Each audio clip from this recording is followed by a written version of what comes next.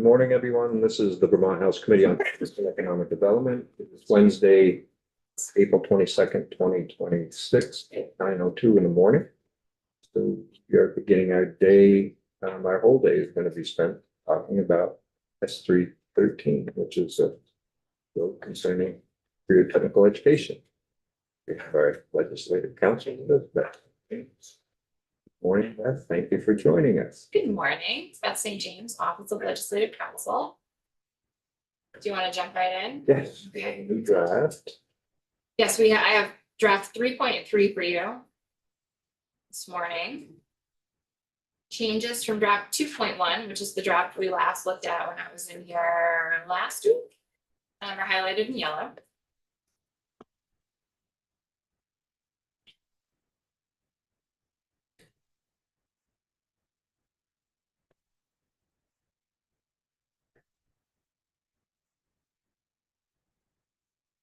So just to remind everyone where we are, this is a strike all amendment. S313 as passed by the Senate. So section 1 is all findings and section 2 is legislative intent. And unless there's yellow highlighting, the language is the same language that traveled over from the Senate. So a few changes here. And some of those changes were removing language.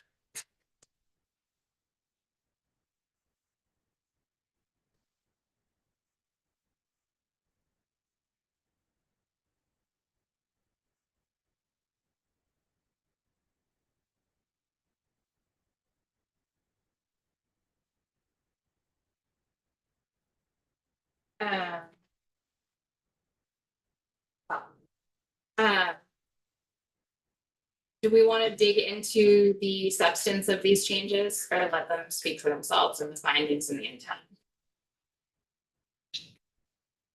What would the committee like to do? Go through them. Yes. Just trying to find my previous copy so it's obvious. Changes. There we go.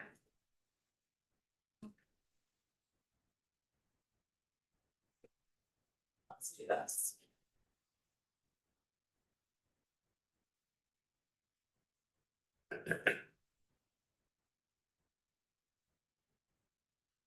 Okay, so as passed by the Senate, the first finding was subdivision 1 here, and you can see it is eight-ish lines here.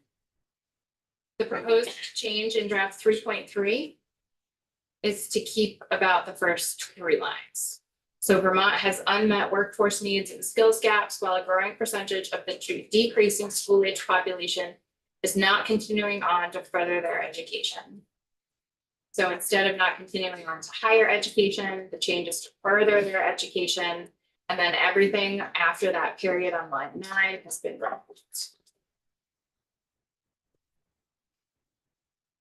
The second change to the second finding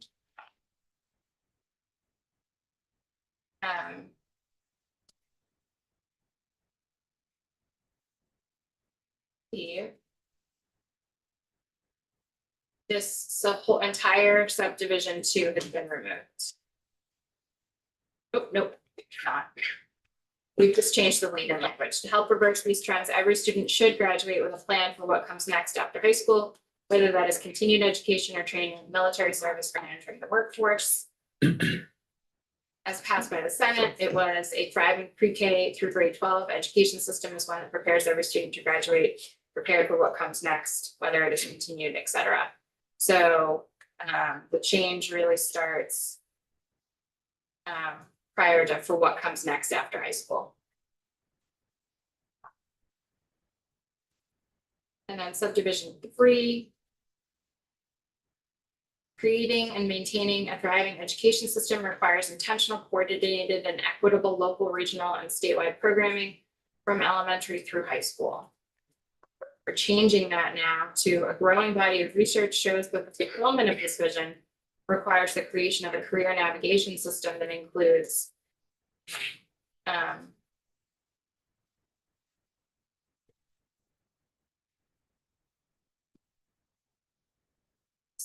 seems very different.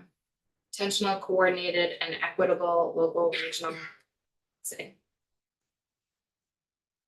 Well, perhaps my highlighting is not on point. This is what is in the draft for you today. Okay. A growing body of research shows that the fulfillment of this vision requires the creation of a career navigation system that includes intentional, coordinated, and equitable local, regional, and statewide programming from elementary school through high school.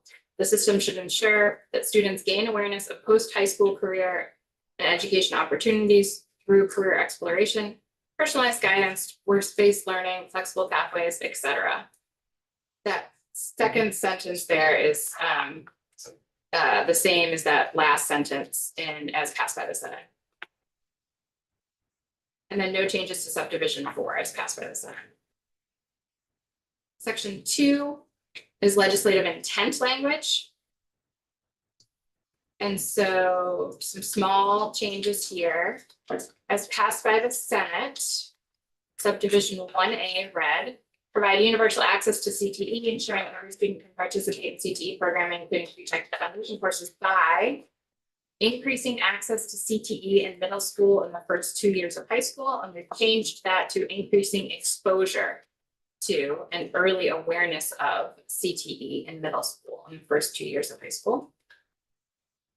No change to subdivision B. Subdivision C, as passed by the Senate, read, providing consistency in admissions policies across all CTE centers.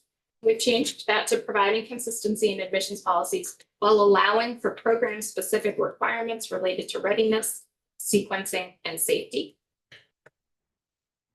Subdivision D, as passed by the Senate, reads, ensuring that no student may be placed on a wait list or prevented from accessing CTE for lack of capacity when there is a viable alternative to the locally accessible program through the provision of transportation.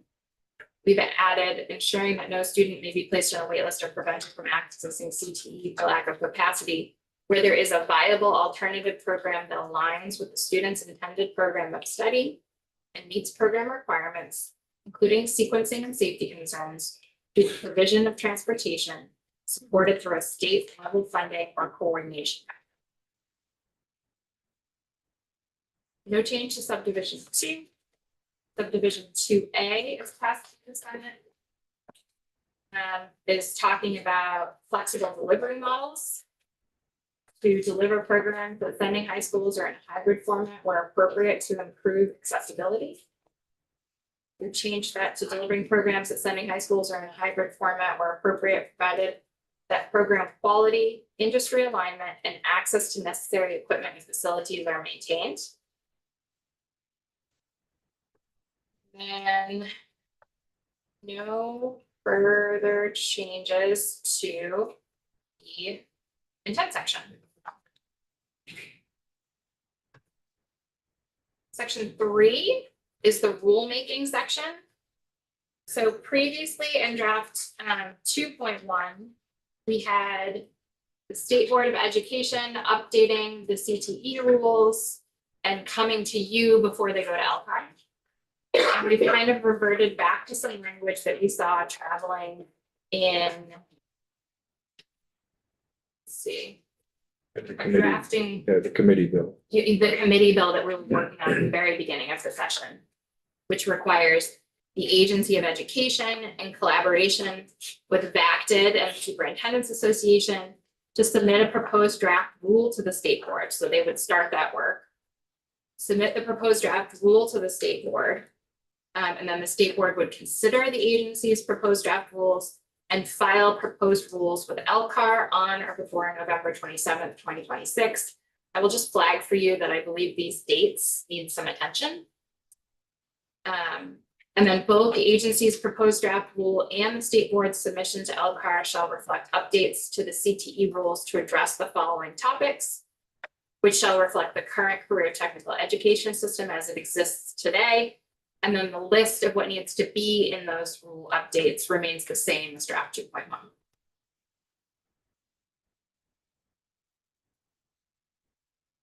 And I'm just going to flag on page 6, line 1, subdivision 7.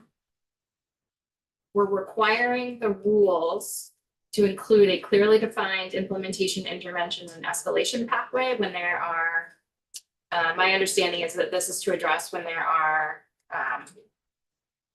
issues with anyone on any side of the aisle following any rule or law or entitlement, right? Whether that's the school district, the CTE center, the family having issues, right? And an intervention pathway. You also, a little bit of a spoiler alert, are going to ask for a report back on the same topic. And so we may need to think about some alignment there. Let's see. Oh, you know what? I should have pulled, this is my fault. I should have pulled subsection B out entirely and I did not. So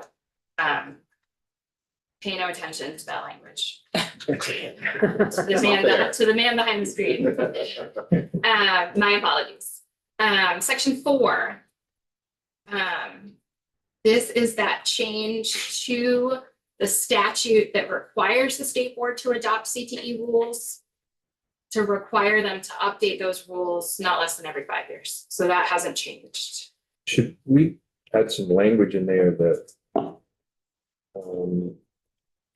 if they review and they find that an update doesn't have to happen, that they don't have to do an update?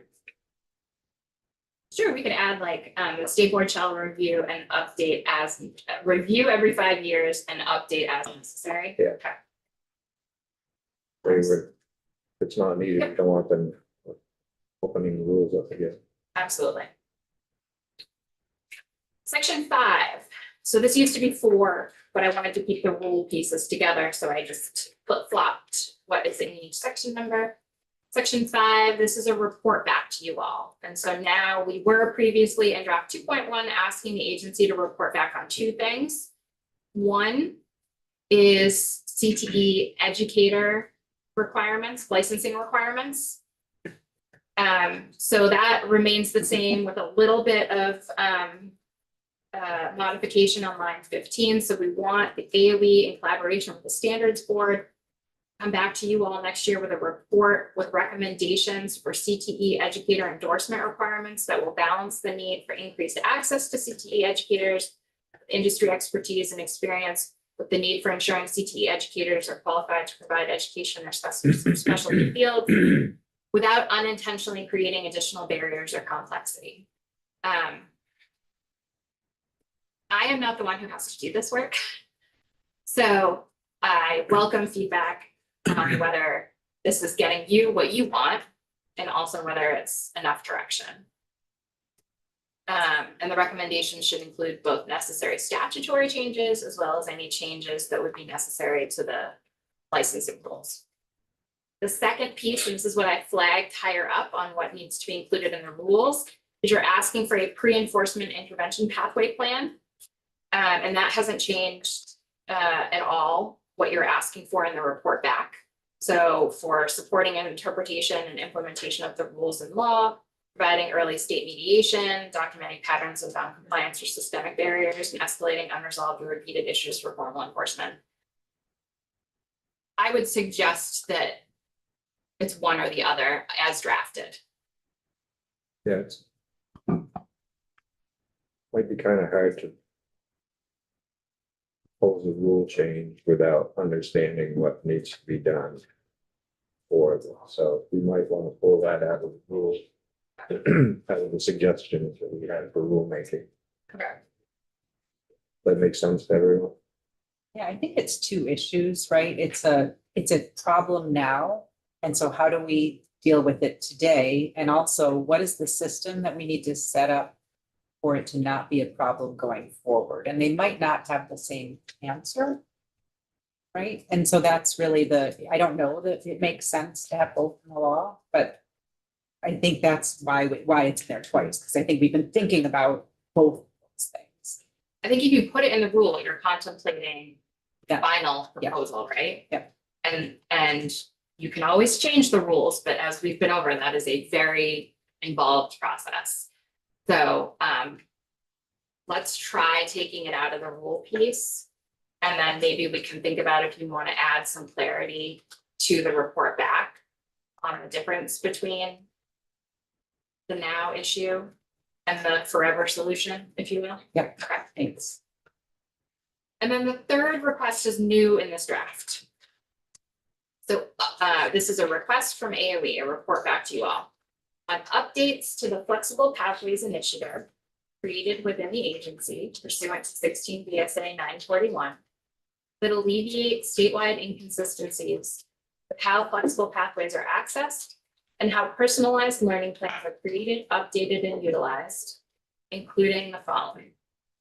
Recommendations for a statewide framework for career navigation consistent with the Flexible Pathways subchapter in Chapter 23, including grade level competency standards for students in pre-K through grade 12 related to career exploration and planning that are designed to ensure that each student develops the knowledge, skills, and experiences necessary to graduate with a clear, actionable, and adaptable plan for career and educational next steps, and evidence-informed educational resources, activities, and curricula that support opportunities for awareness and exploration of and planning for career and education pathways, both in and out of the classroom setting.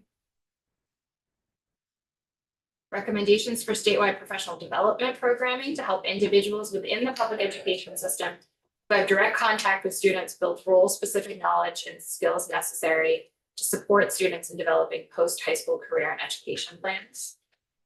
Recommendations for a model career navigation policy that describes how a school district shall provide students with opportunities to meet grade level competencies related to career exploration, ensures that students engage annually in career and education exploration and planning activities, and includes a process by which each student develops and updates a personalized learning plan in accordance with the statute, this portion of this of 941 that requires the use of personalized learning plans. And then an analysis of data collection system capabilities and gaps related to flexible pathways, personalized learning plans, and college and career readiness. So that's all a report back to you. Michael? Is this only affecting career CTE stuff for flexible pathways, or is it all flexible pathways? I would say as drafted, it's a report back to you on how all of these requirements could fit into the Flexible Pathways Initiative, which is not just CTE. Oh, okay, it's just a report. Yes, Okay, because I think there are significant inconsistencies amongst districts and how people access to flexible pathways to the point where some folks do not have the ability to access those flexible pathways because it will impact whatever finances the school has or where they are. So right, and you're asking for the agency to make recommendations that alleviate this place. I have a bill that can. Sorry. So, can I get back to the waiting list issue again? So, if I recall, there's some language in the 955, I think it is, around making sure that the reports that are due back include data around that issue. I'm wondering, which is great.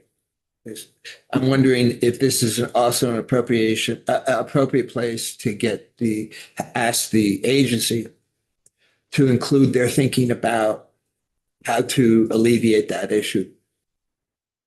Sorry for bringing it up at this point. The issue in the flexible pathways. No, I'm sorry. This is, I can, you want to talk about flexible pathways first, that's fine. This is what we were talking about before with Yeah, where we have it in two different places in the bill. Yeah. And what do we do today with the wait list? So that's what that was. It's in two different places in the bill right now. okay. That's that. Well, let me, someone can refresh my memory about the specifics. Maybe that's sufficient. So let me hold off on that. Okay.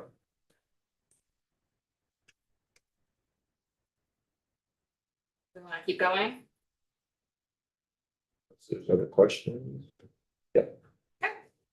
Section 6 was an amendment to section 1522 of Title 16, which is updating the definition of comprehensive high school. We have not made any changes to that or the legacy language in section 7 that makes it clear that even if our current comprehensive high schools don't fit this new definition, they will still be considered comprehensive high schools.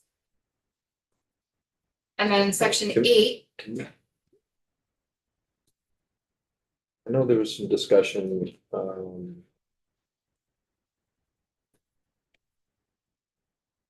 think we've heard some testimony and I think some discussion about, you know, it's a goal to try to get to these regionalized high schools, comprehensive, integrated.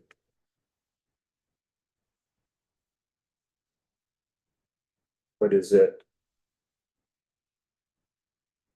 Will we be able to do that in all circumstances? I don't know. And so should the language reflect that? Or And you have several different options, right? The way this is drafted now is a statutory update that would take effect on July 1, 2026. So one way is instead of having a statutory change to a definition, you could put in some intent language. I think we had a version of this at some point where this same definition was just reformatted as intent, like it is the legislature's intent to move towards Right. this. You could keep the definition and tie it to a different effective date. You could tie the intent language to a different effective date.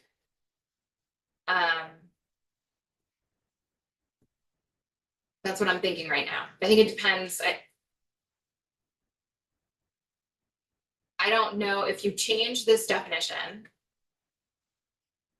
I don't know how many schools, public or independent schools out there we're hoping to, or we're in the process of trying to comply with the definition of comprehensive high school as it exists now, right? So I don't know what the effect would be to any work that's underway now. If you changed that definition, then you are giving folks something to work towards. All of the policy decisions to put in place to enable folks to work towards that, school construction, governance. How long do we have to talk about that, right? So if you just want to signal that this is where you're going, to me, that always lands more in line with intent language than a statutory change. But it is a policy choice. I think it's 73 and then 10, 73.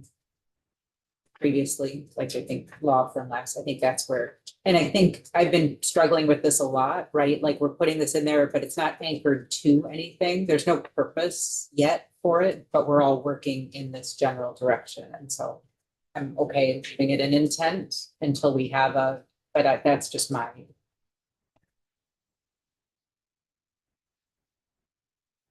Changing the definition, are there practical effects in the short term? Yes. there is. Yeah. So,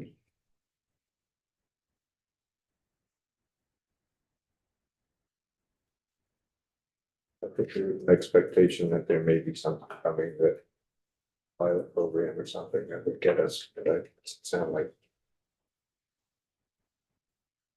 I think maybe this should be in conjunction.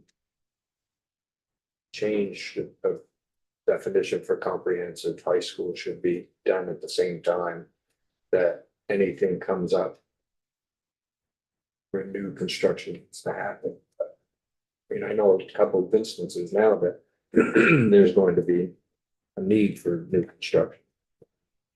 So how, that's where the struggle is. There are some places now that if they're going to build, we want to try to incent them to build Yeah. in that direction with a fully integrated system. That's, yeah. My answer to that would be yes. If there are projects being considered now, I think it would be helpful to give them guidance about that. The concern, I understand the issue around, well, things aren't together and maybe we should just have the tent language. I'm not sure how much weight, legislative intent language would carry, either as to this specific issue or frankly, in general. I mean, I understand the practical difficulties, but I'd like to maybe find a way to be a little more assertive around the issue that this is something to guide people in terms of how they're going to do business over the next few years. Changing the definition doesn't preclude a region to build a school. Right? Correct, and I'm. But if they're going to have a CTE center, this is the way you should be building. I don't draft the school, I did not draft the school construction pieces in 955. I was in the room for those discussions. And I believe, I'm looking at 955 now in the state aid for school construction sections, trying to find, I know this was a discussion point about prioritization for funding related to regional schools. And I'm trying to find that language to show you, but it's not coming up very easily for me. So how would you like to leave this point? Why don't we leave it the way it is right now? Let's think about it some more. And then maybe you can find that also. Yep. And we can have that discussion again tomorrow. And I'm sure when you have another witness, I can find it over on the sidelines. We may even be able to clarify that while I'm still in the room. But I'll just make a note that we're gonna come back to those sections. So section 8 is an amendment to 16 BSA 1545, which was the original change you made here, was requiring school boards to apply credits earned for a CTE program approved by the state board toward graduation requirements. We're keeping that. And anywhere where there's reference to credits, we're adding or proficiencies. So credits or proficiencies in grades earned in a course offered in the CTE program. Any state board rules regarding earning credits or proficiencies earned for a career education. And I will admit, again, I'm not a practitioner. I understand the difference between credits or proficiencies. I'm not sure if the nomenclature to use is that proficiencies are earned, right? So if you get feedback on that, I'd be happy to change the language accordingly, but I understand that it is your goal to make it clear that if it's a credit-based graduation system or a proficiency-based, then that you want to reflect both of those. And those are the only changes to that section. It's the last draft. No changes to your working groups in draft 2.1. Oh wait, that's not true. Page 14. Adding to their charge, recommendations for the funding of adult education and secondary credential program participants' access to secondary CTE, including the source of funding and the flow of funds. So that would be a charge for the working group to include in their work and their final legislation. But no other changes. Section 10 is brand new. I did not highlight the entire section. So section 10 is brand new to this draft. It is an amendment to section 1551A, which is entitled Secondary Students Not Enrolled in High School. Current law, subsections A and B are current law. We've made no changes. So enrollment, just to orient us, enrollment in a high school shall not be a precondition for enrollment in a CTE center for a student of any age without a diploma. And then we're adding on page 16, a new subsection.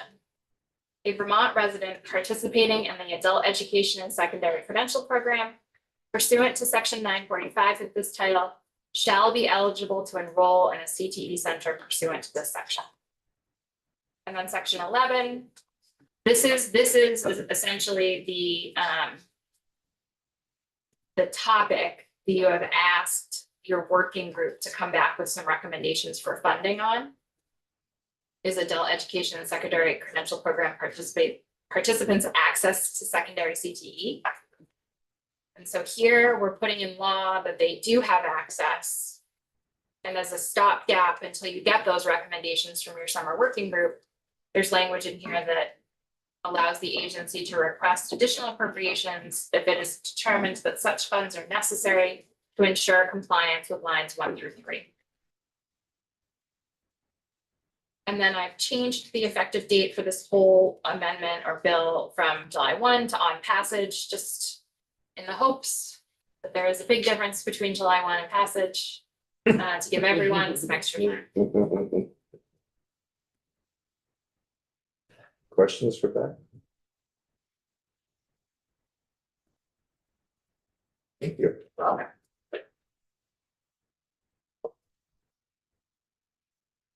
Secretary Saunders.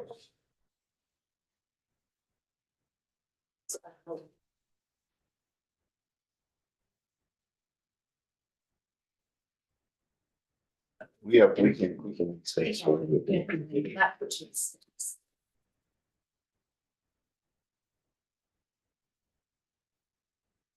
morning. Good Thank you for morning. having me. Thanks for coming. Record, I'm Zoe Saunders, I'm the Secretary of Education. I appreciate the opportunity to engage with you today. I did put together some brief slides just to focus the conversation. Some of our feedback, I think you may have already addressed in the revisions that I just learned about. So there are a couple of other suggestions I might have, given the questions that you approached during that conversation. So I'm just going to quickly log in so I can share my slides.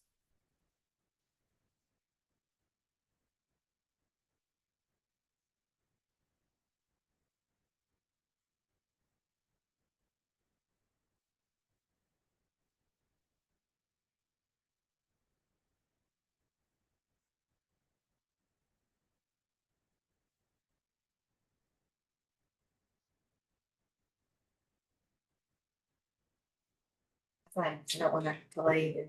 So it looks like it's taking a little while to load, so I'll just go ahead and get right into it. I think the slides are more, important for me to keep in terms of note taking. So we want to really start where we did the beginning of this legislative session around our alignment on vision and intent. The AOE fully shares and supports the committee's intent to provide universal access to career and technical education. We believe that S313 represents progress this session in recognizing the existing challenges in the variability of CTE delivery, which should provide urgency to holistically address funding, governance, and quality. We recognize that while we provided a comprehensive roadmap for achieving the collective vision of universal CTE access, that your committee is awaiting resolution on some outstanding decisions from other committees related to the broader education transformation. And so appreciate that within the revisions you're making, you're being intentional around advancing the work. We do feel a sense of urgency to move forward around career and technical education and expanding that. We have done a number of studies and are prepared for that next step. What I see as a shift in the language that you put forward is really broadening that to think about career navigation beyond CTE, which we support. And I'll talk a little bit about some of the ways in which I think we can be helpful in refining that and supporting implementation. What I hear from the conversation is a very clear recognition that we have some systems challenges with implementing the intent of prior legislation related to expanding CTE, providing high quality flexible pathways, and ensuring the rigor and equity of opportunities for students. So we concur that there are system-wide challenges as a state in implementing prior legislation holistically as the way intended. And so as part of our response to the legislation, it's really making sure that as we approach this work, that we do it from a systems-wide lens. And so a lot of the feedback that I'll share with you today is really related to connecting these recommendations within the broader transformation work that's underway, and also to highlight for you some of the efforts that the AOE is implementing now to advance this work and the collaboration that's happening, which we think will help to support forward progress. I did provide some in the documents that we have uploaded for you. I shared some specific feedback on the particular components of the bill. So regarding the state board rulemaking, we do support establishing a regular cadence. I think that is important, and we've all noted that those rules are outdated and need modernization. We do concur with the state board that it's better to change those rules after the reform decisions are finalized.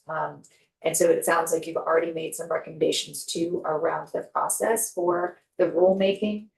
We have already had some agreement with the state board that the Agency of Education would draft the first set of state board rules in coordination with educators across the state, and then provide that to the state board for rulemaking. So that's consistent with some agreements that we've already put into place with the state board. And I'll make sure we can go back and see if there's any particular refinement to the language for specificity around that approach. I also hear in your conversation that we agree we need to get on a regular cadence of updating the rules, but what about updating them now? So our team has done a review around what are some of the short-term updates that could be made to definitions versus what would require longer-term changes.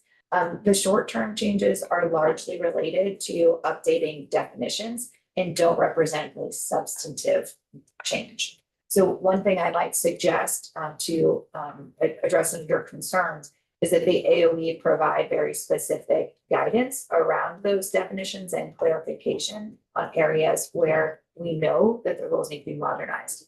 In some instances, it's ensuring that our definitions in rule are consistent with definitions in Perkins, and that our definitions in rule are consistent with more recent law. So both Perkins and state law really supersede the state board rules, but we recognize that there is an opportunity to just provide that scope of clarity that I think would satisfy a lot of the concerns and questions you have around elements of the current rules being outdated.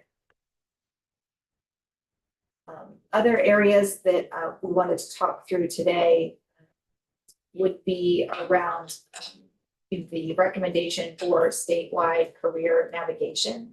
I think this is really an exciting development that you're exploring, and I've been collaborating with Tom Cheney at Advance Vermont.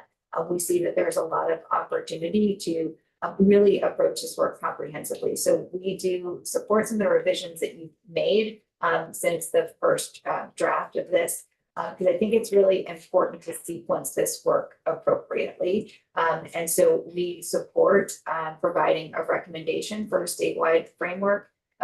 Our really feedback is around making adjustments in terms of the timeline and the scope.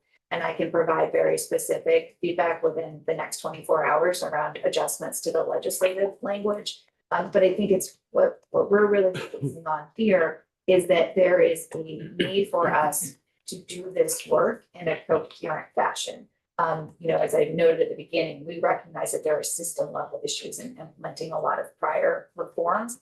And we want to ensure that as we move forward with career navigation, that it is conceptualized in coordination with the efforts underway to move to statewide graduation requirements, to ensure a consistent rigor of our flexible pathway programs, all of which, we're really engaged in deeply now. And so the other piece of this is sequencing. So the goal would be for us to provide you a report January 2026 that's reflecting on the coordinated efforts that are underway now, how they are helping to advance the work, with recommendations on if any statutory changes might be needed moving forward. So it's a bit of a shift, I think, in scope and timeline, but is reflective of the work that is underway and with a request to ensure that we are creating more fragmentation, but that we're really supporting some thoughtful alignment around career and college navigation. I can share a couple of the updates that are already underway in this area at the agency. As you know, we have completed a pretty significant reorganization. We're finalizing a couple components of that work after we've evaluated the implementation over the last several months.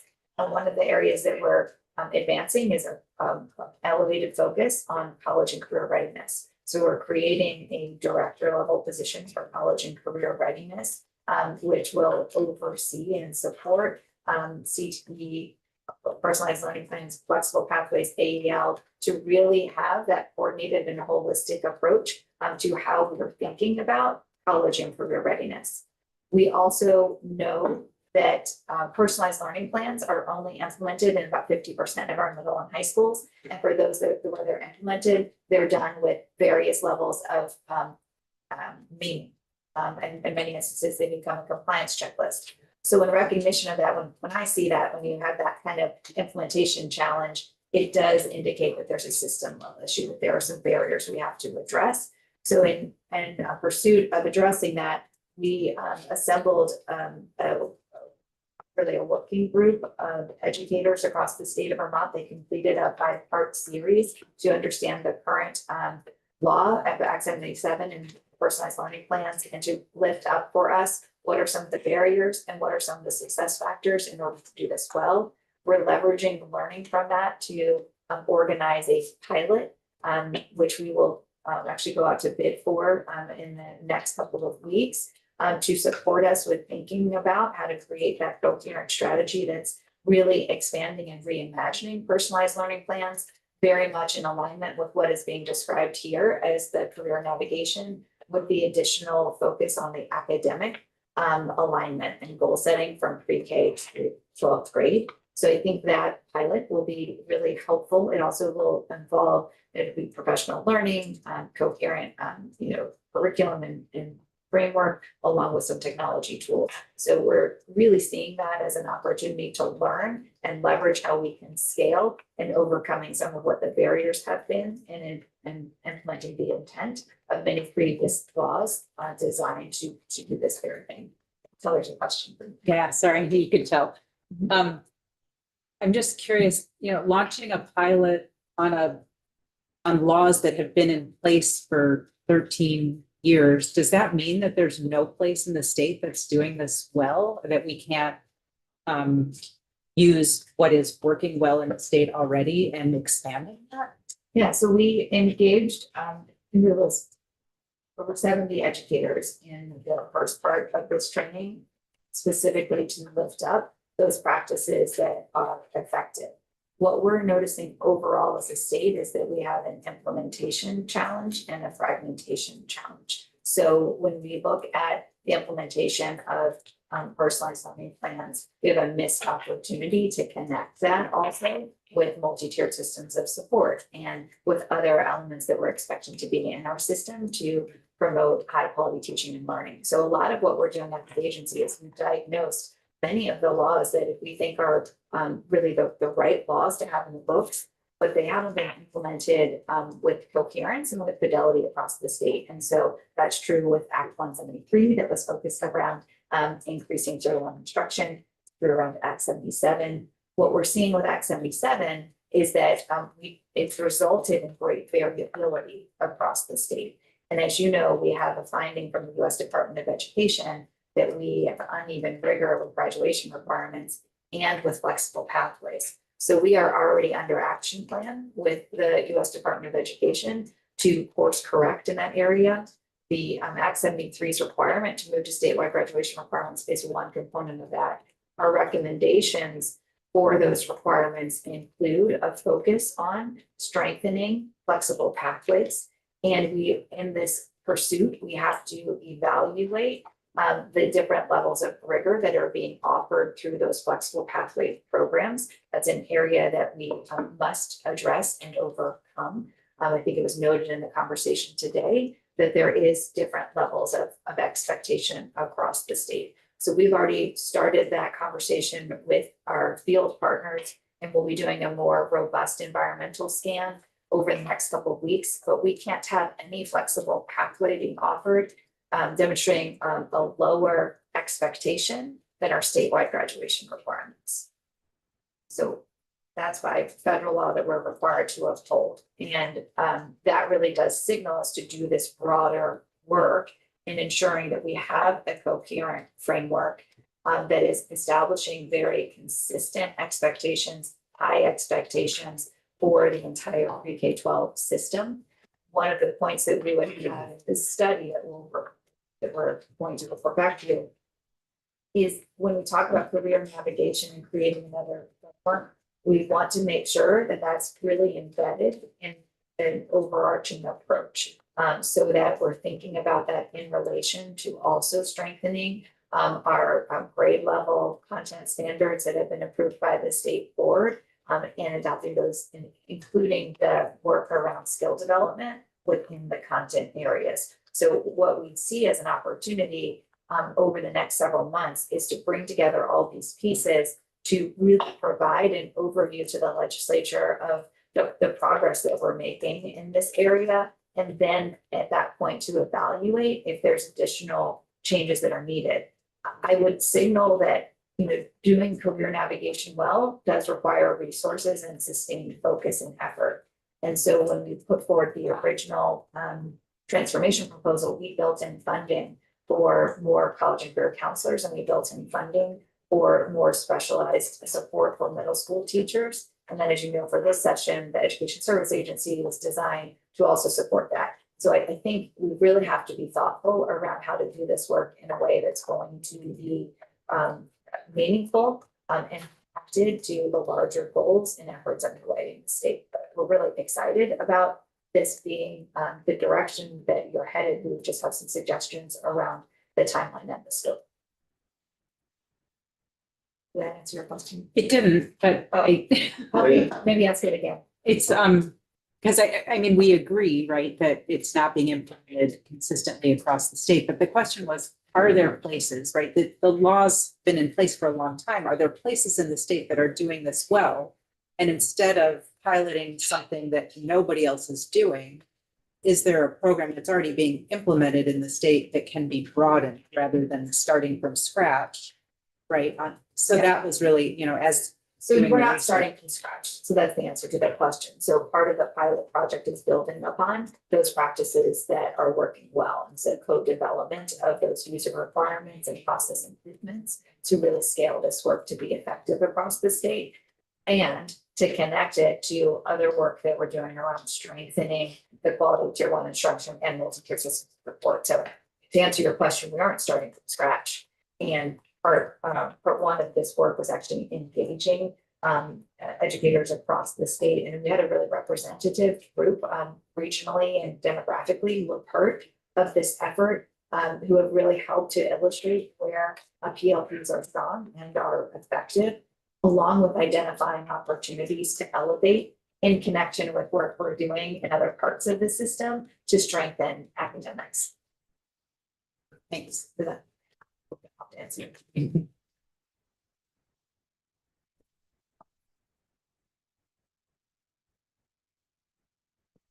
I'm getting back into my.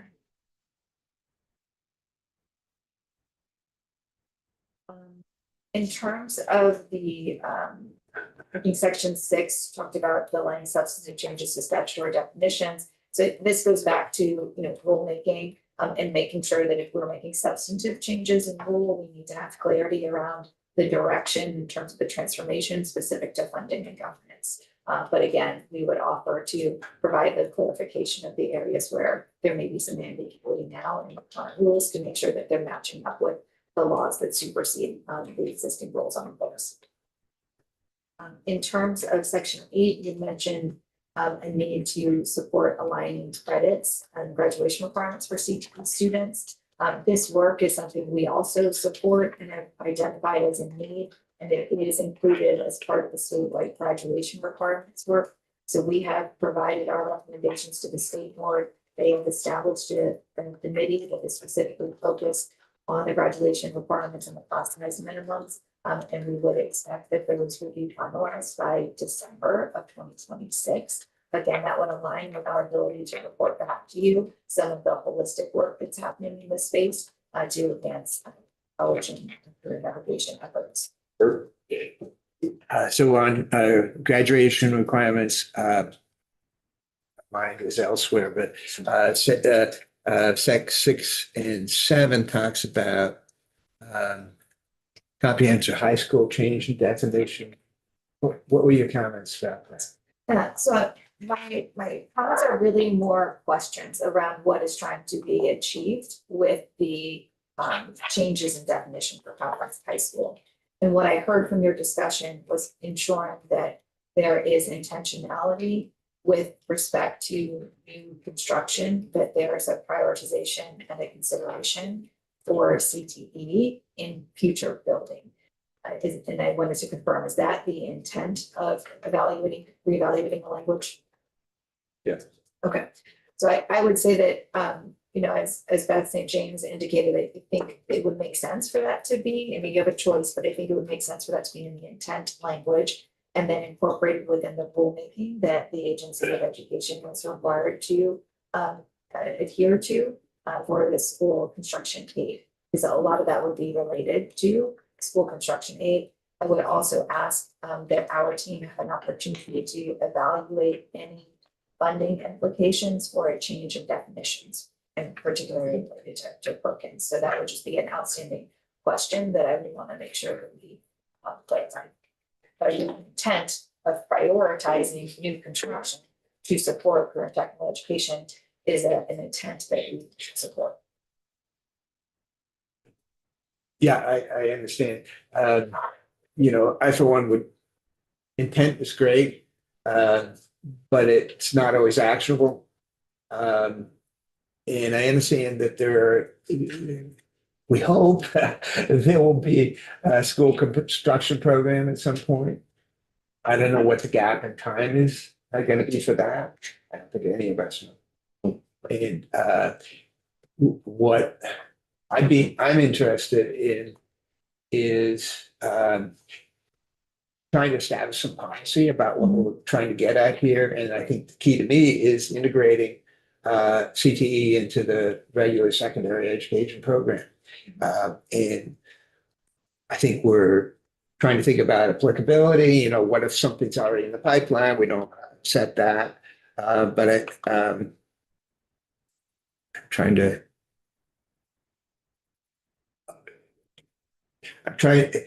you have any concern about implementing a definition like this now? As long as you had appropriate caveats around it, you know, folks, projects in the pipeline, that kind of thing, anticipating that, you know, at some point, hopefully we'll have a school construction project, but in the meantime, people are still trying to make plans, and you want to set some policy around what those plans might be. Yeah, and we're in between stage where we're going into like the new program, but that new program is not yet funded. So I think that what I would ask is that we have an opportunity to come back to you with some specific recommendations. I would want to engage our Deputy Secretary and Chief of Operations, Jill Ricks Campbell, who's been really involved in the School Construction Aid Working Group and also sits on a national committee, a national board around school construction aid in public education spaces. So I would want her to be able to provide some very specific feedback to you. That's certainly fair. I look forward to those suggestions. But it helps me, my main point there was a question. And so I think your conversation helps answer the question of what you're trying to achieve. And if it's related to school construction, let us follow up with some specific recommendations. And so I'm wondering also whether it's just a matter of construction and whether even while we have these existing facilities, there can't be some thought to trying to integrate into the secondary, regular secondary program, CTE. It may be not, you know, in a comprehensive side, maybe not with all the details about what you want with comprehensive and integrated, but at least some of them. So that would maybe be part of why it might be useful, you know, for the legislature to say what our policies are. I'm thinking, Yeah. any So- thoughts about that? Yeah, so outside of school construction, I agree, we've established that vision that's shared with you of an integrated, Right. coherent curriculum framework that is embedding career and technical education into how we deliver education. So we're within our existing statute, there's work that we are doing as an agency to set really clear expectations around that and standards. And I think that's the opportunity we have to evaluate our what we can actually make possible now within the existing statute and come back to you next session and make any requests for statutory changes that could be required to strengthen that alignment. Because that goes back into really understanding our education quality standards, understanding the curriculum coordination and the expectation of CTE being embedded in the way to teach. Thanks.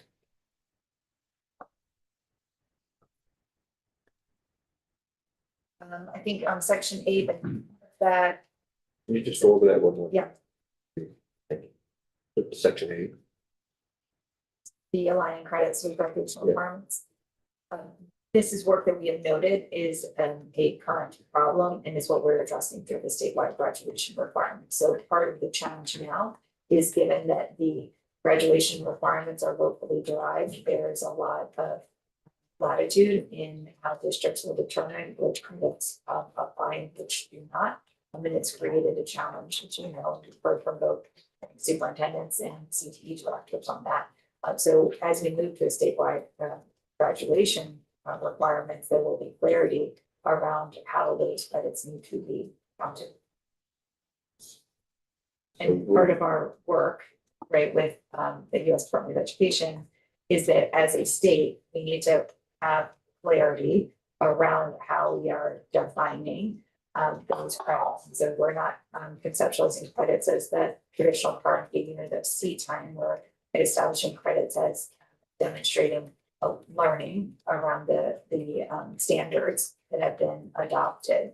And so as a quick example, if we're going to give credit for algebra, we need to make sure that that's consistent in terms of the standard students have mastered. That's in the CTE center, that's in the high school, whether that's delivered as one course or as an integrated course. So that's all work that we're doing as part of the statewide graduation requirements, is establishing that clarity of what counts as a credit to make sure that that's consistent across the state and that there's fairness and equity in how that is honored within the CTE center. So the proposition we have now is to make it clear to the sending schools that they need to accept those credits. So what, So I think What's your that that's recommendation? signaling a clarity right now before the statewide graduation requirements go into place. We probably need to provide some additional guidance around some working definitions for that in between. So I would want to coordinate with my chief academic officer in thinking about any specific updates to that language. I think the issue it becomes a non-issue when we have the statewide graduation requirements, but I think what I'm hearing from you is in the bridge time, the 2 years in between, how do we make sure that there's consistency? So I'll ask my academics team to review that language to see if we have any specific recommendations for revisions. that's been an issue that's brought up frequently by the CTE directors. Right. And I can appreciate that, even though we're moving in the direction of statewide graduation requirements and we're, working to solve for that, there is a transition period. So what I'm hearing from you on the request is what language we need to put into place during the in-between years. To be much clearer. We can provide some good recommendations. Section 9 is focused on the working group. I think we would have concerns with a working group that's solely focused on governance. We continue to emphasize the importance of governance, funding, and quality, being intentionally connected, and we want to make sure that that working group really has clarity around those parameters, around the quality expectations, and also the expectations for funding, and be a little bit more precise in what we're looking to model. We think it's important for content experts to be on that working committees for the Agency of Education, to have a seat on that. And then related to the conversation of the adult diploma program and CTE, the agency does not recommend statutory changes to allow AUD students to enroll in career and technical education. And so I think there's a couple things we'll need to unpack as you have this conversation. As Secretary of Education, I want our high school students to graduate high school. I want them to stay in high school. I want them to take advantage of our flexible pathway programs. I'm concerned about creating a perverse incentive for those students to then enroll in the adult diploma program and then to take advantage of CTE. Rather, those students stay within their high school program and complete their course offerings at the CTE. I think given our sizable investment in education in the pre-K-12 space, we have the resources to provide the support for students in high school to help them meet their requirements and pursue flexible pathways that are rigorous. It would also mean that we're going to have to review that and give assurances that all flexible pathways offered are holding to a same consistent level of rigor. And so there's a question there too, as we do this work, in making sure that there's that alignment for all flexible pathway programs. So, it's not, we would like to see more students staying enrolled in high school as opposed to unenrolling to get into the adult diploma program. So we don't support that and recommend a statutory change. And then for those adult students that are not high school age, so say 20 and over, they're in the adult diploma program, they are able to enroll in a CTE program. If they are not able to self-pay, there are some scholarship, programs available through WIOA. So what we'd like to see is really an increase in the adults over high school age in the adult diploma program and seeing more of our high school students staying in high school and participating in the flexible pathway programs. The question I think you're asking us to review is around the barriers for adults to participate in CTE programs. Largely, those scholarships and funds are overseen by the Vermont Department of Labor. So we'd want to look at that to understand what actually is the gap for adults that would like to participate and are not able to benefit from the WIOA funding sources or other scholarships available from the state.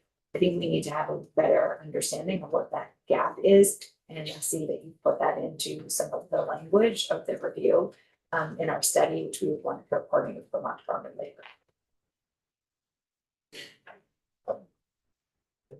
Did I hear correctly that from a perspective, this is only affecting, there's a 2-year, it's almost 20 years old, they have access to CTE that you're hoping to watch out for that 18 to 20 year ban? Is that what I'm, where the perverse incentive exists? That's what I'm trying to figure out. So Where is that perverse? So as of 16, the student could opt to unenroll from their high school to go to the adult diploma program. We want to see more of those students staying at their high school.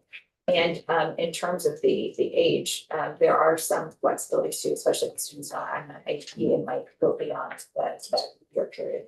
I think is the maximum. But what we're talking about is actually when we're establishing this policy, what are the goals that we're trying to achieve? We really want to see higher graduation rates.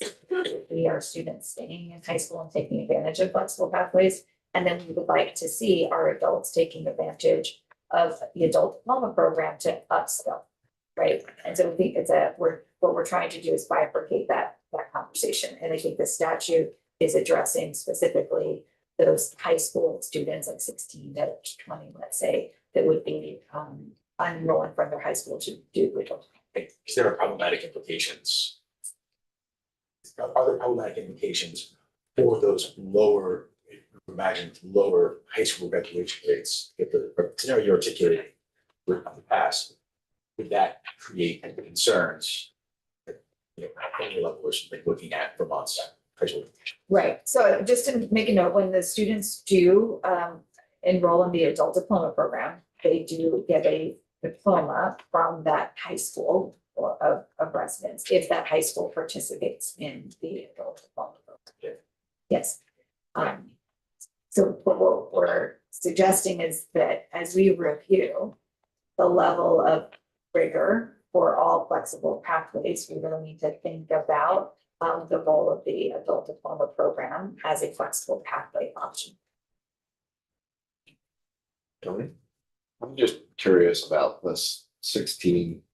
Why would somebody unenroll to go into a CTE if they have access to that CTE from the school? Right, that's where we'd like them to stay enrolled. But what's the incentive? I mean, to me, it doesn't make any sense to drop out of school so you can go to CTE, which you could do anyway if you were in school.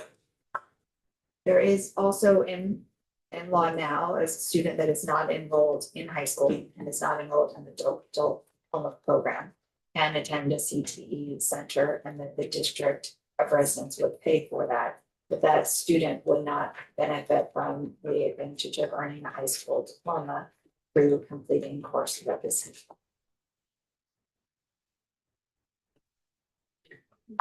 It's a very small portion of students that would participate in that. I think I do have Robin Castle on the call behind me if she would like to expand on that. But I think when we're starting to have these conversations, I guess what I would ask is that we actually pause and try to evaluate what we're hoping to accomplish with these statutory changes. And so what I think is being proposed is the questions that you're asking are the same questions that what we're trying to do is to strengthen the flexible pathway offerings for students that are in high school, knowing that they can take advantage of CTE and other opportunities currently within statute. So we're not seeing a need to incentivize students from enrolling in an adult diploma program and then offering a separate funding source of both adult diploma program for them to access CTE, which they could have accessed if they stayed in their high school. Is that clear? That makes better sense. Robin, did I miss anything that you'd like to expand on? Hi, I'm Robin Castle. I'm the State Director of Adult Education and Literacy with the Agency of Education. Thank you for this opportunity. Thank you, Secretary. I think that you did a great job there of addressing the main points. I would only add that, you know, the high school completion program, which was repealed 2 years ago, was a reimbursement model that allowed co-enrollment with secondary school. And it didn't impact our state grant match, but the adult diploma program and all of the services we provide through the state AEL grant funds under Section 945 are all state grant funds now that match our federal funds that dictates or authorizes our program under the Workforce Innovation and Opportunity Act, Title II. If we couldn't use all of our state grant funds to fully match our federal funds, Vermont would risk failing to meet the Workforce Innovation and Opportunity Act maintenance of effort requirements and could even face financial penalties. So there are other administrative reasons why we would want to keep our laws aligned between federal and state in terms of eligibility for our AEL program. I mean, I understand from the perspective of the state, but I'm just trying to understand from the perspective of a student. I'm a 16-year-old kid. Why would I drop out of school to enroll in CTE when if I just stay in school, I can still get that CTE? I mean, what I'm wondering is there some service access problem? Perhaps the child doesn't have access to the CTE that he wants because he or she is in a school that doesn't offer it. And by dropping out, they now have better access to what they want to do. And that's sort of what I'm thinking. I'm just trying to understand it from the perspective. Right. You're asking, I think, all the right questions that we have been asking too, as we've been exploring this discussion and coming back with our recommendation. think we're also talking about a very small number of students, and so there might be a variety of different reasons around why this is occurring or why a student would make this decision. One of the things that we're talking about is making sure that in these discussions, and as we're talking about career, college navigation with students, that we're providing the support for the areas that they need intervention to really be able to acquire the foundational skills to make them successful in high school and in participating in these programs so that they can graduate successfully with a high school diploma and taking advantage of these rigorous opportunities through CTE and through enrollment and other flexible pathways. So I think one of the questions that we have is exactly that. Why would a student opt for this pathway? We know that education is not a cookie cutter approach, right? And so that students might have different needs, which is why we really support Vermont's commitment to flexible pathways. But if it's a question around readiness, a question around engagement, those are things I think we really need to more fully explore, which is part of why I'm excited for us to talk about career navigation as a system in Vermont, right? Like how we're really engaging in those deep conversations, providing the right level of support for our students along the way in their journey and helping them to navigate for our system in ways that are going to be most advantageous for them and that they're ready and confident they can achieve. So I think that would be part of as we come back to you next session within this framework of sharing, within some of these options that are being pursued, why are they being pursued and what are some of the ways that we can provide the level of support we need to achieve the regular expectations of our students. Robin, you might have some specific examples of where students may be taking advantage of these opportunities. I'll give you the floor. There are a handful of students each year who are in our adult diploma program who are interested in also enrolling in CTE programs. They perhaps they were in home study previously. They're not interested in enrolling in their local school. Perhaps they have other reasons for not wanting to enroll in their local school. And that's what our program is for, to help students who have determined that they're not going to engage in their high school education. However, we don't want to incentivize those students who are already enrolled in school and participating in CTE programs to unenroll from their high school in order to pursue the adult diploma program because they may perceive it as easier because it has more flexible scheduling. Students are not required to be there at AEL 5 days a week. They may perceive it as a quicker way to get their diploma. And once they've unenrolled from school, as you know, they lose all of the advantages of being enrolled in school, such as health and nutrition services, especially concerned about those in special education. They would lose that entitlement once they've unenrolled. They lose access to the extracurricular programs. So we have real concerns about opening up that door for co-enrollment between ADP and secondary education, besides the fact that it breaks federal law and all of our state AEL grant money needs to be used in the same way in alignment with federal law. And this is a good thing that we have these laws aligned now so that students are clearly unenrolled from secondary education and pursuing another pathway to upskilling and receiving their diploma. And previously we had some administrative problems when the high school completion program allowed students to be enrolled in secondary education and enrolled in the high school completion program. We had to keep all of our funding separate. We had to monitor that carefully. The AEL providers had to really pay close attention to their grant money, keeping it separate from the services they provided to some high school completion programs. There are significant administrative burdens related to changing the law as proposed.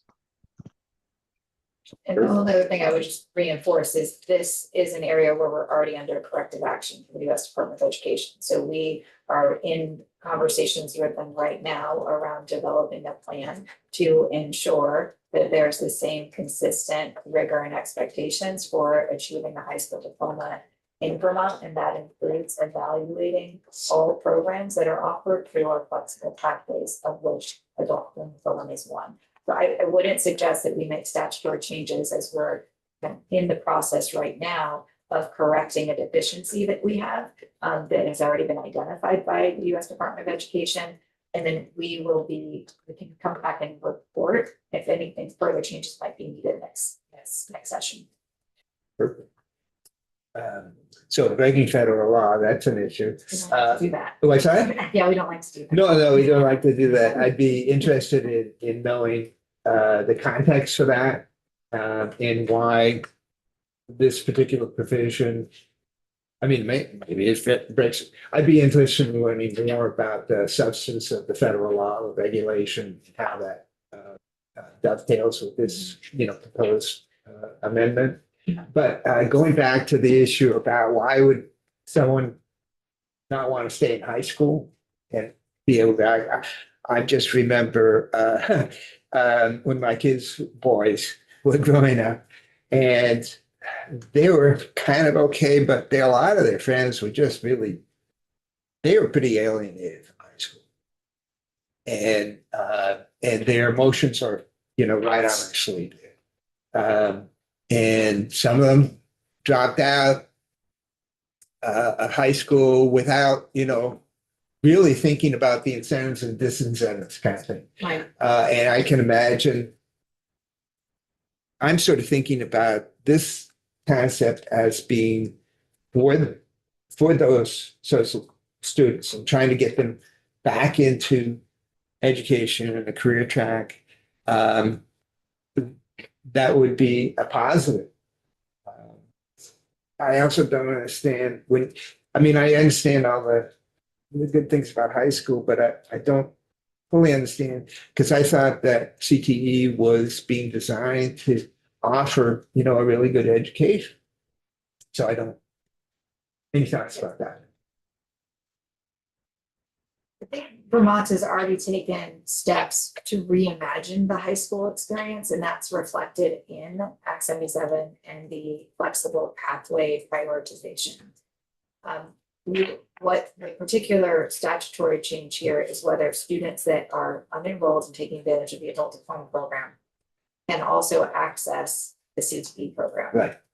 And so what we're saying is we need to look at all the flexible pathway programs and making sure that they are offering a consistent rigor and expectations, right? That really signals that they've achieved a Vermont diploma while allowing for those flexibilities that are going to engage them.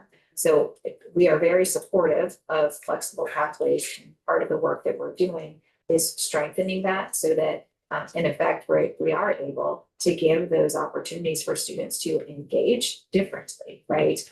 And that might be their dual enrollment, or they're in early college, or they're in the CTE program. So all of those things are part of our system now. The particular statutory change you're talking about is for those high school students that unenroll and then take advantage of adult diploma program, which is funded separately, for those then having access to funding for CTE.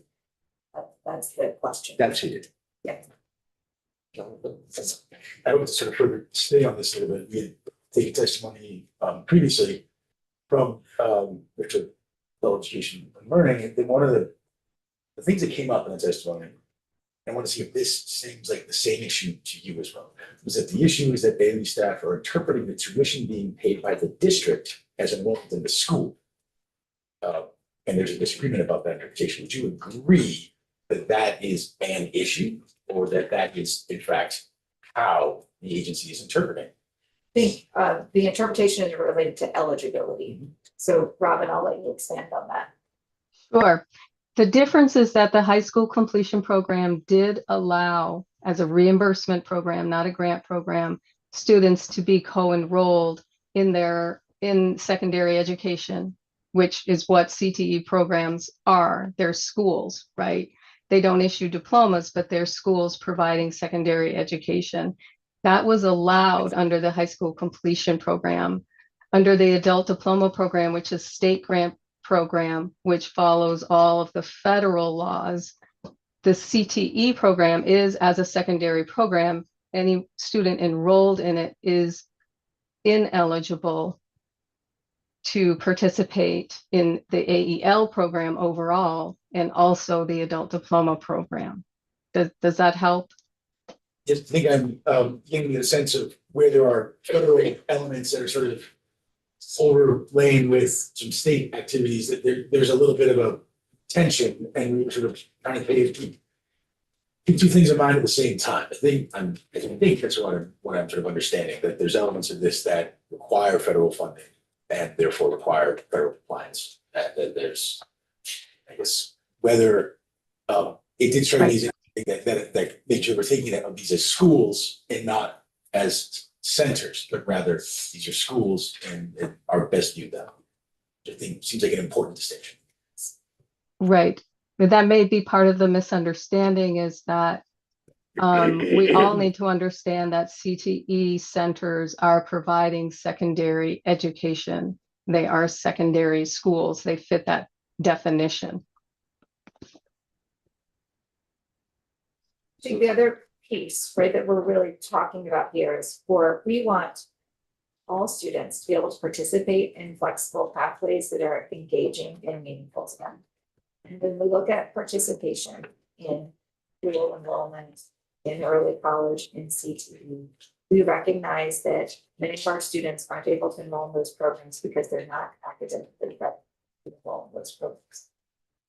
And so what we need to be talking about is how are we strengthening this level of support that our students are receiving in high school early, right? That's part of this coherent framework, so that they are ready and prepared to take advantage of these learning opportunities. And so when we think about opportunities to do more intensive work or credit recovery, things like that in high school, to support those students with their academic foundation so they can take advantage of these opportunities. That's philosophically where we're coming from. Also, just in addition to talking about federal and state law, we want to make sure that our students are able to participate and that they have the academic preparation support to take advantage of these programs. And so that's also part of this effort as we think about providing that additional support and intervention and career navigation starting much earlier. When I was here, when we did flexible pathways and worked on that, and testimony we took back then is probably the same as we're going to hear now, is that we have students that academically are struggling, and why would we stop those students that are struggling academically from accessing the Career Center, where they're learning a skill and they start doing things that are math, but they don't realize it and they get it. And all of a sudden it's opening their world. And so I understand the issues, and I think, and I agree. We have about 20 kids a year that are trying to access CTE. And it really breaks my heart that they can't. Yes.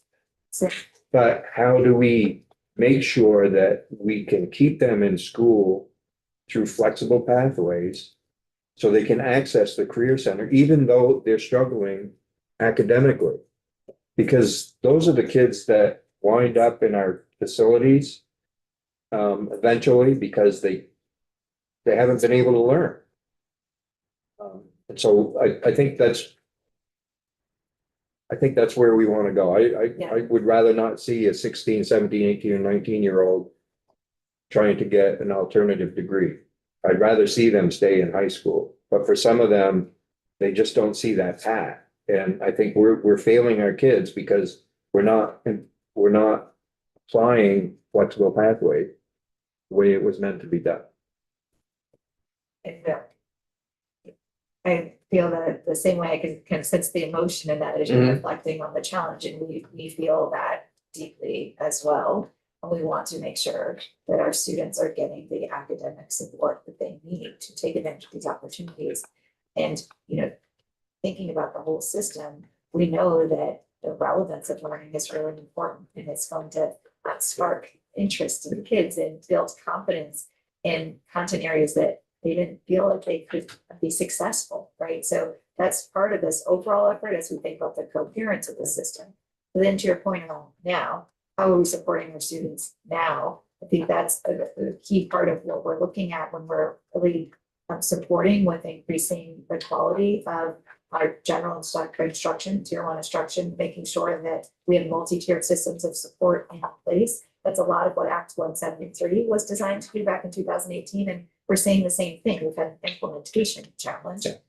We within our strategic plan have identified that, and we have a group right now of educators helping us to come up with a very clear monitoring framework for ensuring that we are elevating the quality of general instruction and that there's really good systems in place of intervention support.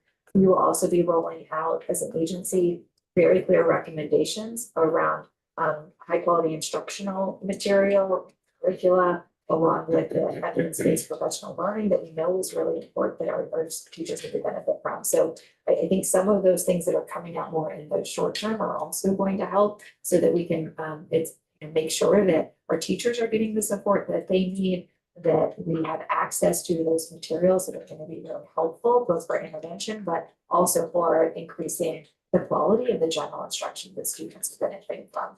And then we see it in many of our high schools.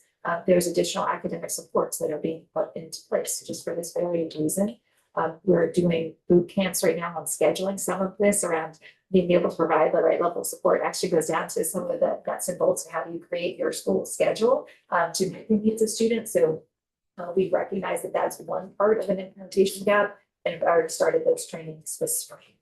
So I hear you, and we feel deeply as well. We want all of our students to be successful, and we believe every single child in Vermont can achieve at high levels. And we're working really diligently with the field to strengthen our overall system.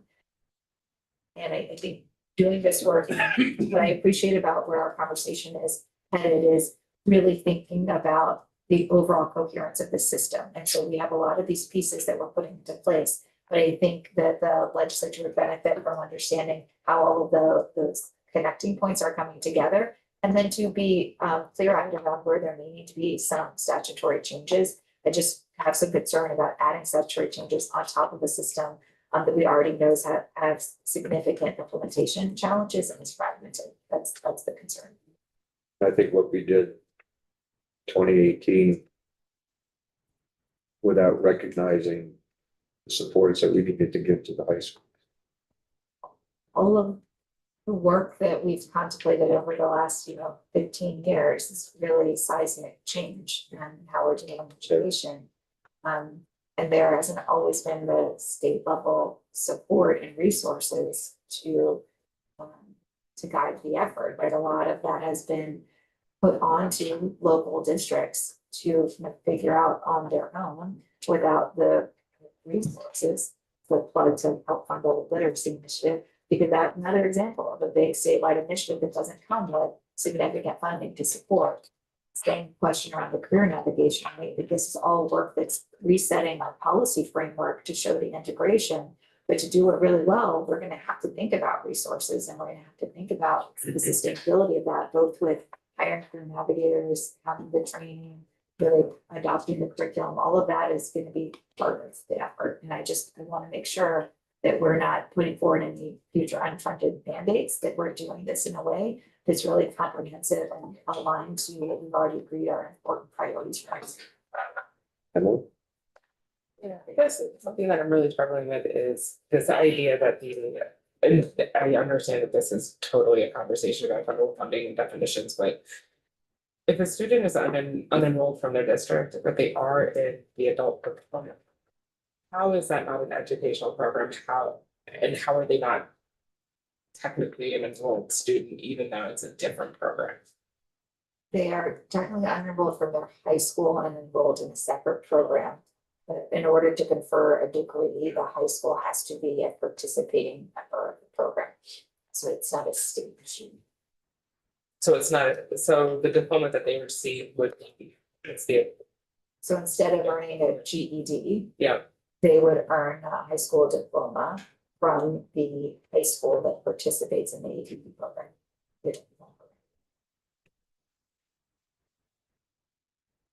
you have further confusion. Robin, I said nothing further confused. No, that's correct. So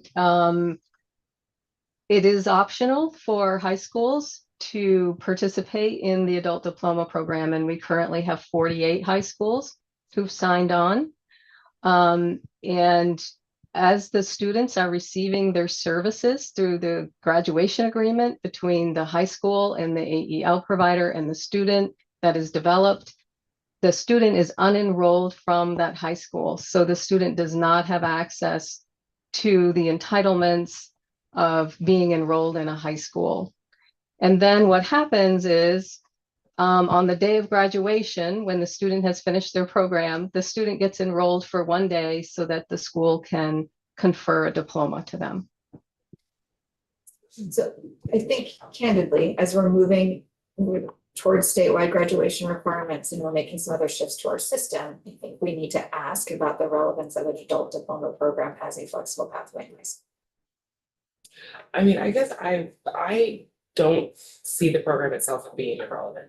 I have experience, I have family, I know people who high school was like not exactly the place for them, but it does not, but I think what I'm really struggling with is that this seems like an academic program, especially if some of the program is in partnership with schools.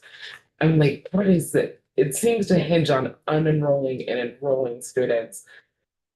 Yeah, I think it's a unique structure in Vermont, right? So there are, most states will offer opportunities for those students that are not thriving in the traditional environment to enroll in an alternative high school, right? Right. So as opposed to this being a school, it's designed as a program. And as it's designed as a program, there are some additional complexities around how to administer that within our current context to ensure that there can be degrees conferred. Yeah. So I hear you, and I think those are, I want to also make sure that I'm clear on the record that I do believe that students need to have opportunities to have alternative settings so that they can be successful. But I think as we're kind of talking about statutory changes to the adult diploma program and eligibility to also be in CTE, I think we have to have conversations around the structure to make sure that it's strong and supporting those goals that you're articulating. Yeah, because I think to Mike's point is that education happens, we all know this, it happens in so many different forms, in so many different ways, and it gets it's inspired in so many different ways.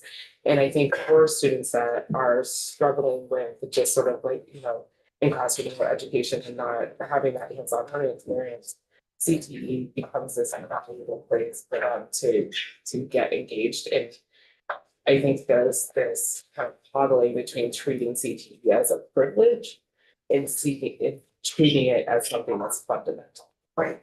So we very much support CTE and universal access to CTE. I know you, Yeah. Yeah. And I think what we're talking about with some of the statutory changes, I think we're recognizing that we have a systems issue. And that systems issue can't be solved with this one statutory change. But it's bringing up some really important discussion that we need to be able to acknowledge and come in with a coherent framework. So I agree. And thankfully, we're required to do that from USED, so we're on the path. So I really appreciate this conversation and feel like we could do this for hours because every time something comes up, something else is sparked, right? That's right. And so I'm holding back probably a dozen comments to keep us focused on this bill and trying to get this bill out of committee tomorrow on our timeline. Right. And so I'm gonna hold all that. Okay. And come back to rules. And so what you're suggesting is that we don't do a rules update until later, is that? Until we have clarity around the Education funding and the governance changes. However, we can provide some clear guidance around where there's a mismatch in the current rules and state and federal. So this is where we had that list from BACTED, We right? have that. Saying, you have the same, yeah, saying, you know, how do we deal with it when there, you know, are mismatches and all of that? And so I think we want to put some language Mhm. into this that helps us alleviate that. And so if you can help us figure have- out how to, it's that same problem that we talked about earlier, right? We have this long-term goal and we have these short-term issues and we need That's to right. address both. Yes, so we've shared our review with the state board. We've gone section by section of the rule and identified what's a short-term adjustment versus a long-term adjustment. So we have done that work. And I can coordinate with our team and understanding what can be brought forward and what is needed in terms. So there's also, for me, there's a question around kind of the level of authority, right? So if things have been changed in state or federal law, that of course would supersede what's in rule and being able to clarify that. If there's more ambiguity because it's not clear in state or federal law, I think that's an area that we would want to. And to move this bill forward, right, I think we can also follow up on any recommended language around the working group and the report that we provide to you for the career navigation system. I think that's an area where we're actually quite excited to be engaging in that work and to have the opportunity to, over the next several months, coordinate with all of the appropriate stakeholders and bringing forward a coherent strategy. I think we're quite excited about that. But I think there's just some updates to what we recommend around the actual legislative language, just to ensure that there's clarity around the scope and the timing.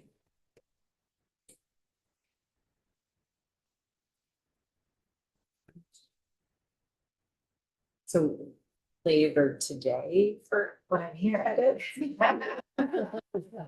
is that even possible? Like, or do we need to readjust our? I need to consult with my team, and we understood that the timeline was going to be tight. And you've already made adjustments since I, put together this testimony. So you've actually reflected some of the changes we were going to recommend in your language. So let me consult with my team and then I'll ask our Director of Policy and Communications, Storm Ballard, to coordinate with you both, the chair and vice chair. And just also to with be Beth. Clarity around expectations of timing for us. That Thank would you. be helpful. So the next place this bill is going is this House Education Act. Okay. So if there are things that We'll follow up there. take more time, then yes.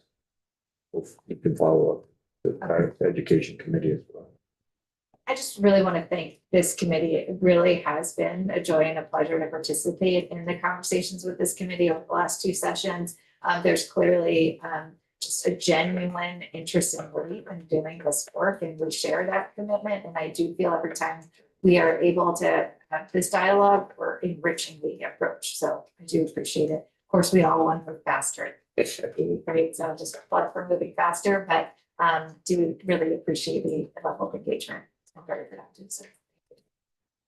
And we appreciate the time that you've given to us to really deep dive into a lot of these topics. Like I said, I probably could spend 3 more hours deep diving on these today. Great, Thank you very much. thank you. So this is probably a good time to take a short break, committee. So why don't we come back at 5:11? Evan, are you able to stay on so you can? You have, Yes, of course. okay, so, yeah, we'll come back at 10:11. Okay. It's 10 still of 11. live and 10-2, 10 to 11 or 5. you said both. Let's make 15, 5 of.